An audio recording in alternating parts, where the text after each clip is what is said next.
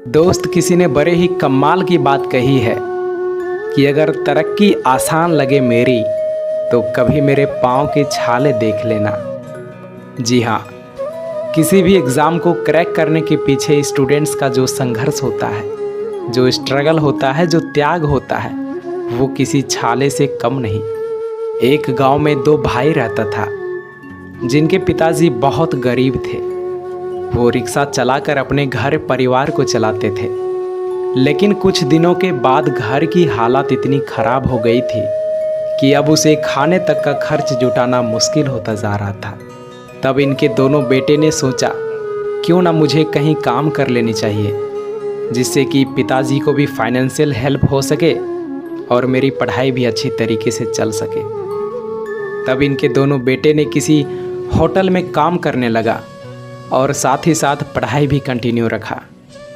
दोस्त, कुछ दिनों के बाद छोटे भाई बड़े भाई से कहता है कि भैया, मैं तो पढ़ाई में उतना अच्छा नहीं हूँ, लेकिन आप बहुत अच्छे हैं और मैं इस बात को अच्छी तरीके से जानता हूँ कि काम के साथ साथ पढ़ाई करना बहुत मुश्किल होता है।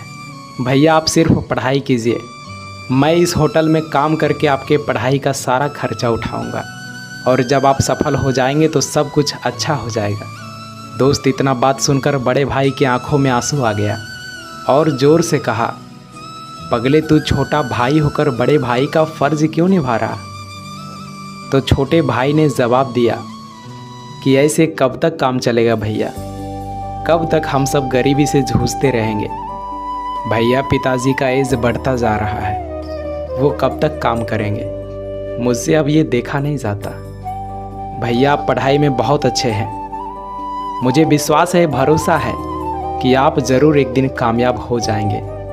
फिर बड़े भाई ने बोला कि छोटे, ये सब तो ठीक है, लेकिन एक बड़ा भाई छोटे भाई को अकेले काम पर कैसे छोड़ सकता है? ये पॉसिबल नहीं हो सकता यार। दोस्त, एक दिन की बात है जब इनके पिताजी को घरकुल योजना मिली और जब उस योजना का लाभ उठाने के लिए इनके पिताजी चेक लेने के लिए गए तो पता है, उस समय उस विकट परिस्थिति में भी उनके पिताजी से 3,000 का रिश्वत मांगा गया था और ऐसे हालात में भी उन्हें 3,000 देना पड़ा, क्योंकि उस समय इनके पास और कोई ऑप्शन भी तो नहीं था। 3,000 कमाने में कितना मेहनत, कितना खून पसीना बहाना पड़ता है, ये उनके बेटे अच्छी तरीके से समझ रहे थे।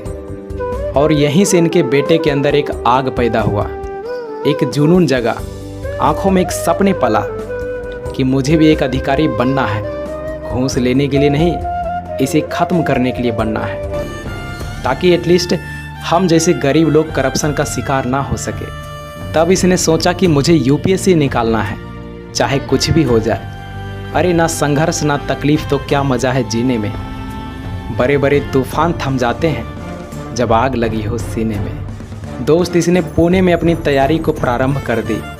हालांकि तैयारी के दौरान बहुत तकलीफ़ें आई, बहुत समस्याएं आई, लेकिन फिर भी इन्होंने हार नहीं माना, क्योंकि अगर ये हार मान लेते तो इनके छोटे भाई जो दिन भर होटल पर काम कर रहे होते थे, जो होटल पे काम करके पढ़ाई के लिए पैसे भेजते थे, उनका संघर्ष बर्बाद हो जाता और अपने भाई का त्याग, पिता की मेहनत और माँ की उम्मीद पे खरा उतरने के लिए अपनी पढ़ाई में इतना व्यस्त हो गया कि अब इसे रात और दिन में कोई फ़र्क ही महसूस नहीं होता था।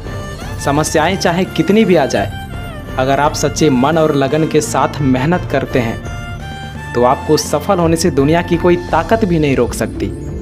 और अपने पहले ही प्रयास में यूपीएससी को क्रैक करके इंडिया का सबसे यंगेस्ट आईएएस अधिकारी बनकर दिखा दिया। और पता है इनका नाम क्या है? आईएएस अंसार शेख अहमद। हमें गर्व है ऐसे वीर, ऐसे योद्धा पे, जिन्होंने यह साबित करके दिखाया कि इंसान अगर हिम्मत ना हारे तो कोई भी काम मुश्किल नहीं। और ऐसे ही इंटरेस्टिंग वीडियोस के लिए हमारे चैनल को सब्सक्राइब ज़रूर करें। Thank you so much.